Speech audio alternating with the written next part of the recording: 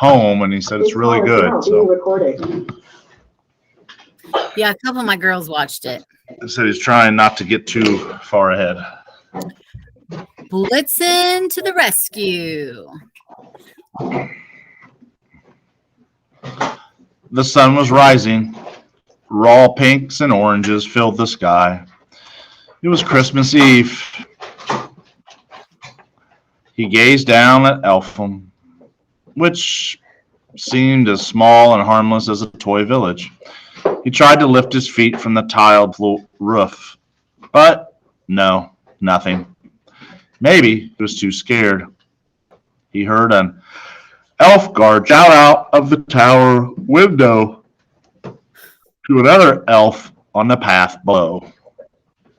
Help! Okay, I'm sorry. Just a second. You just go leave. Just leave.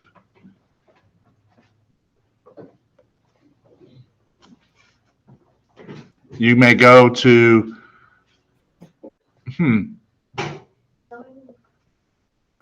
go tell him to go to Mrs. Brooks' room. He can just miss it for today and watch it at home. Shouted the guard. The human boy has escaped. He's on the roof, Said the elf below. It was the one Nicholas had sat across from at the feast in the village hall, the one with the plates, Mother Rai. Nicholas tried to think. He looked at the elf village below. He saw the reindeer in the field. Then he saw Blitzen, tiny in the distance, nibbling the grass beside the frozen lake.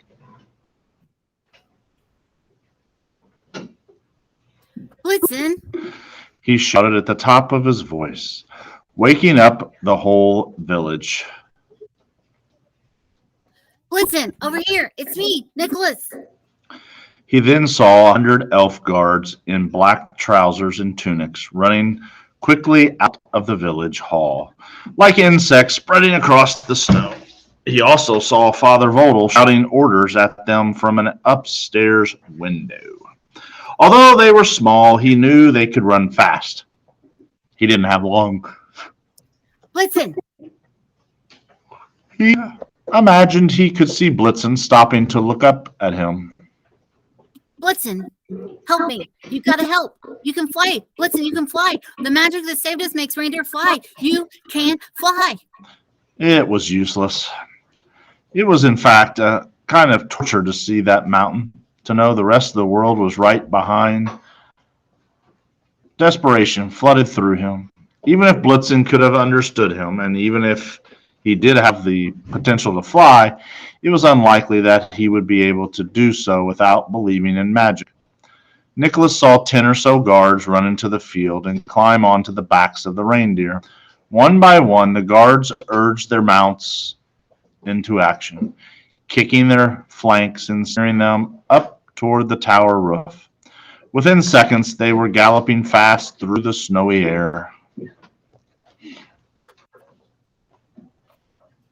Blitzen!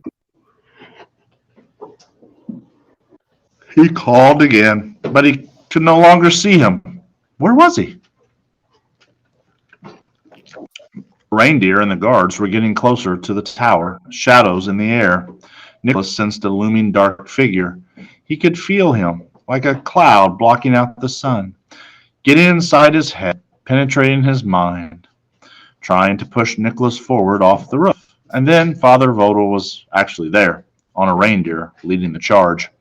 His beard flecked with snow and his face purple with rage. He was carrying an axe that Nicholas recognized instantly. Long dark handle and a dazzling blade.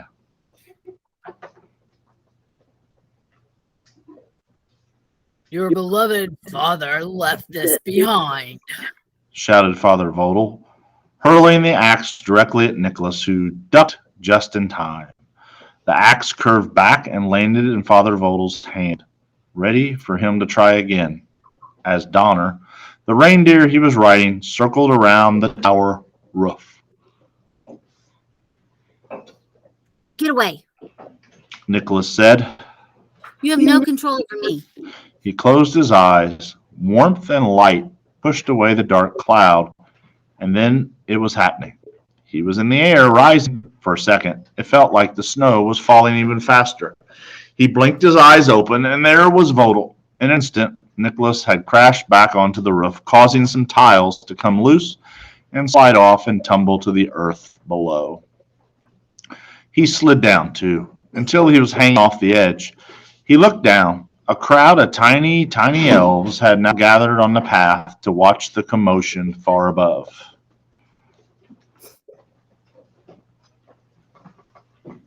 Catch the son of Joel the woodcutter, Shouted one, an elf girl named Snowflake with shining white hair. Kill the son of Joel the woodcutter, Shouted another called Picklewick, who was watching the scene through one of the handmade telescopes and was surprised at his own anger. Crush his bones and use him to season your gingerbread. No outsiders. No outsiders. Said No outsiders. Oh, sorry. said everyone. No outsiders. No outsiders. No outsiders. Well, actually, not absolutely everyone was shouting this. There was one voice of reason, but it was a very small, light voice, yet so clear as a bell that the words managed to rise up through the air to Nicholas.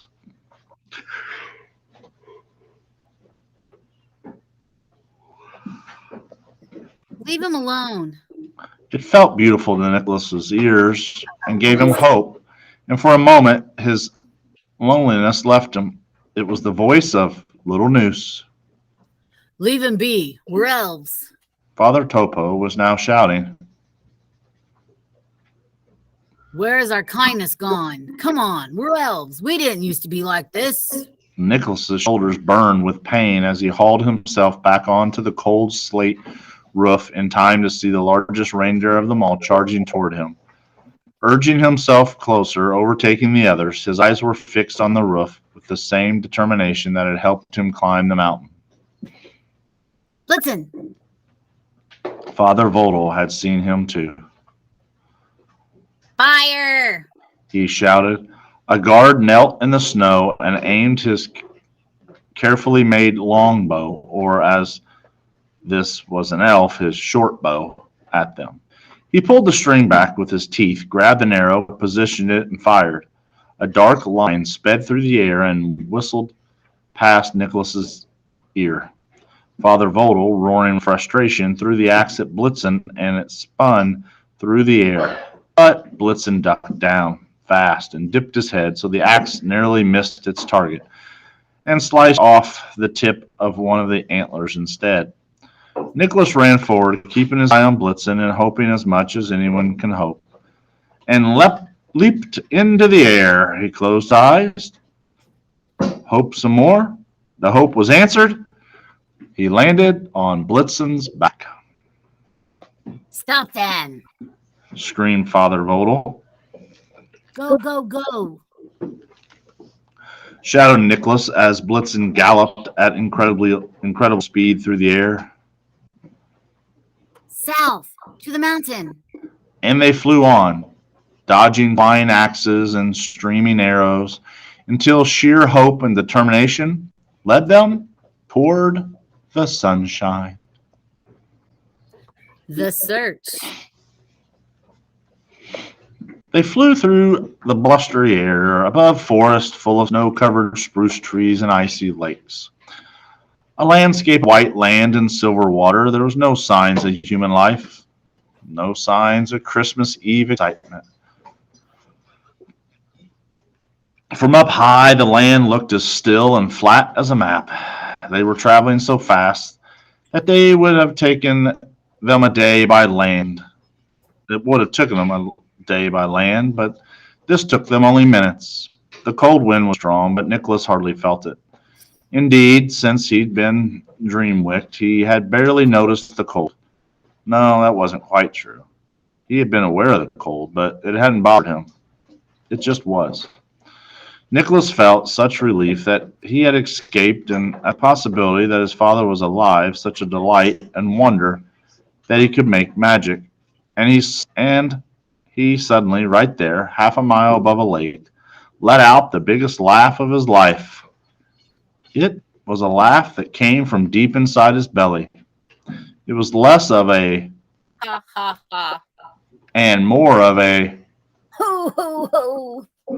the kind of jolly laugh his mother used to have. He leaned forward and wrapped his arms around Blitzen. You are a true friend. He told him. And I'm sorry about what happened to your antler.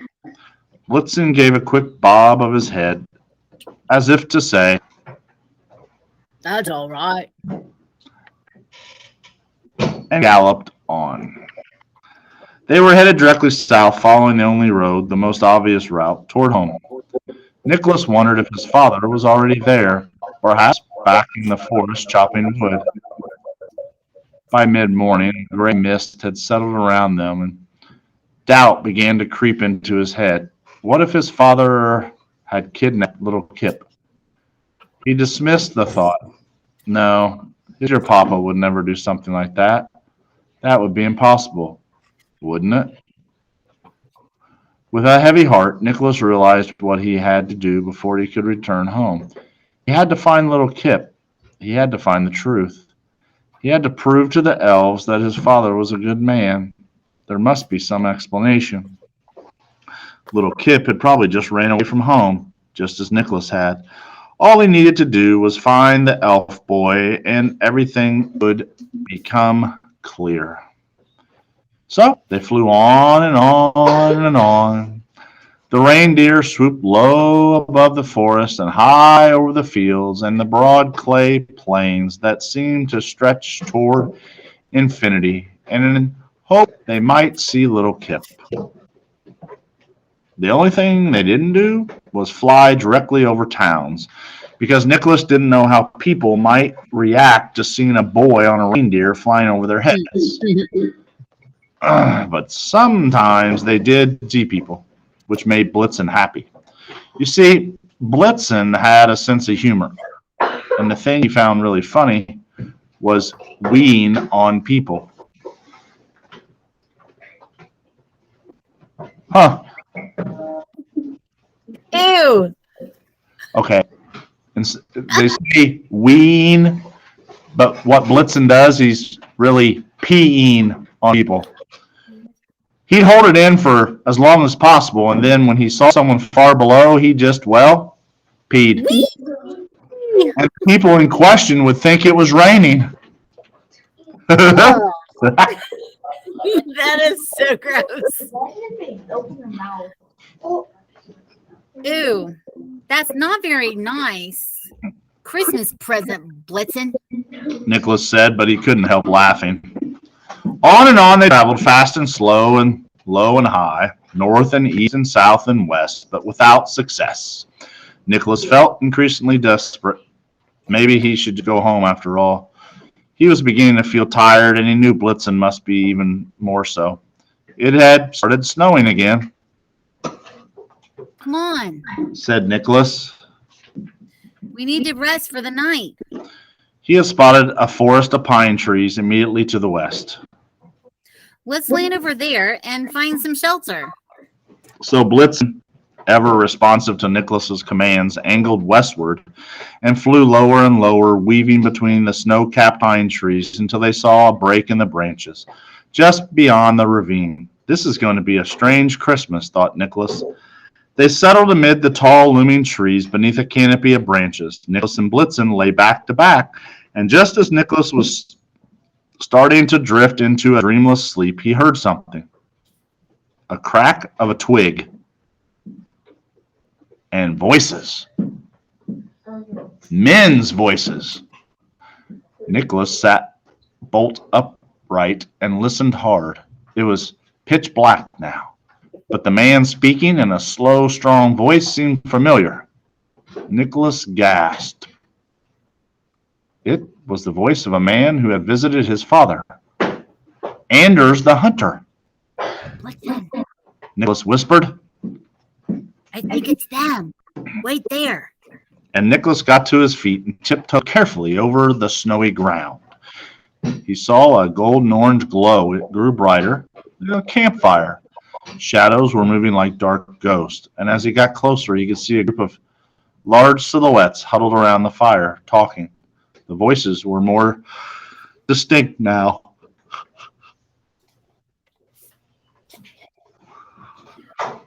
We're only days away from Turku, said one. We'll be there by New Year's. A week until we give our little present to the king, said another.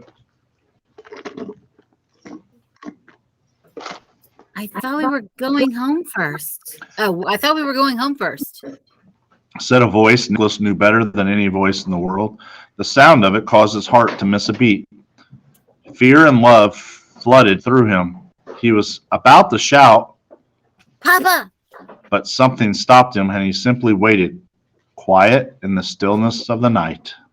No, we promise. The king has to have it before the new year. Nicholas could hardly breathe. His heart was thumping in his chest, but he knew he must try and stay calm. Be the forest. Well, I promised my son I would be home by now. It depends which promise you want to keep. The one to the king or the one to your son. Ha, ha, ha. The sound of laughter filled the forest, echoing off the trees, so it felt like it was coming from everywhere. Birds flapped away from their branches, squawking in fear. Better be quiet, One of the men said, or we'll wake him. Oh, said another. don't worry about it. Elves sleep soundly. Nicholas's stomach felt too tight, as if he was falling. He thought he was going to be sick or collapse, What does it matter? said Anders. He's in a cage. It's not as if he can go anywhere. It was true. Nicholas strained his eyes to see beyond the trees. There on the other side of the fire and the men was a strange box-shaped thing. He couldn't quite see the elf boy, but he knew that he was there. The men carried on talking. You keep thinking of the money, Joel. You'll never have to worry about Christmas again. all that money. What would you do with it? What would you buy for Christmas? I'd buy a farm. I just look at it. Said another one who was called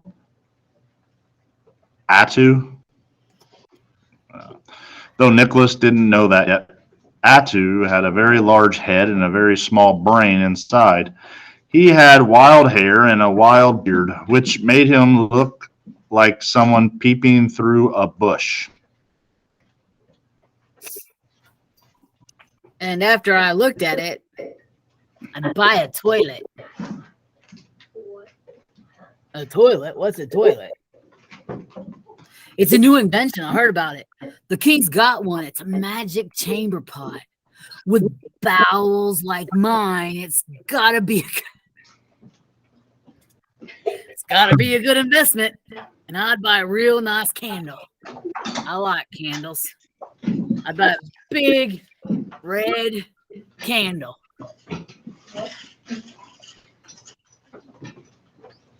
The men fell to murmuring among themselves, and Nicholas took his chance. Crouching on his hands and knees, he crept slowly forward, dodging pine cones and breathing slowly as he weaved through the trees, always keeping a safe distance from the men. Eventually, he reached the cage. It was made of wood and tied firmly with rope to the solid timber of a sleigh, a painted sleigh, a sleigh engraved with the word Christmas. His sleigh. Inside the cage, curled up, was a little elf boy who wore the same kind of green tunic and looked roughly the same age as Little Noose. He had very straight brown hair and large eyes, even for an elf, but a tiny nose, and though his far-apart eyes were closed, he had a downturned mouth, and his face was creased with worry. Nicholas remembered his own brief but horrible time as a prisoner. He wondered what he could do. There was no path, just trees to one side, and the campfire to the other. He was trembling with fear, but he knew he must wait for his father and the other men to fall asleep. Little Kip opened his eyes and stared straight at Nicholas. For a moment, it looked as if he was going to scream. Shh. Nicholas said softly with his finger on his lips. I'm here to help you. Little Kip was still a very young elf, and although he didn't know Nicholas, he was skilled at spotting goodness inside someone, and could see the kindness in Nicholas's eyes.